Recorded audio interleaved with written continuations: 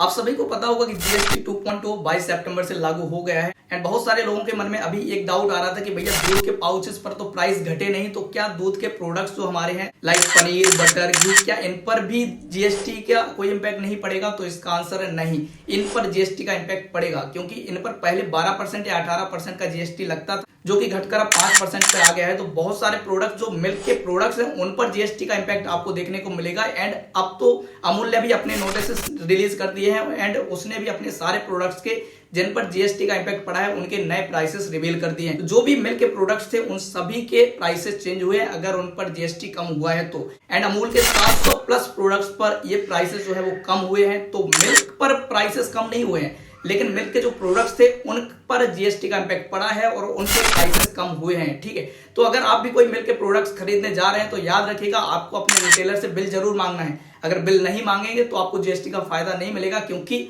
GST जो है वो प्रोडक्ट पर नहीं बिल पर लगता है। अगर आप बिल मांगते हैं तो आपको जीएसटी का फायदा जरूर मिलेगा, वरना आपको यहाँ आपका जो रिटेलर है वो आपको नुकसान पहुंचा सकता है। तो अगर इस नुकसान से बचना है तो आपको बिल जरूर मांगना है और बिल के साथ साथ ये वीडियो अपने हर एक उस फ्रेंड को भेज दो जो कि मिल्क प्रोडक्ट्स, आइसक्रीम वगैरह खाता रहता है और उसको पता होना चाहिए कि भाई साहब आइसक्रीम पर या पनीर पर या बटर पर, इन सभी पर आपके जो प्राइसेस हैं वो घट गए हैं और आपको घटे हुए प्राइसेस से ही आप प्रोडक्ट खरीदने हैं, चाहे वो प्रोडक्ट नया हो चाहे पुराना हो। सभी पर 22 सितंबर के बाद से जीएसटी का रूल अप्लाई हुआ है। तो अभी के अभी इस वीडियो को सभी लोगों में शेयर कर दो ताकि सभी का कुछ ना कुछ पैसा बच सके।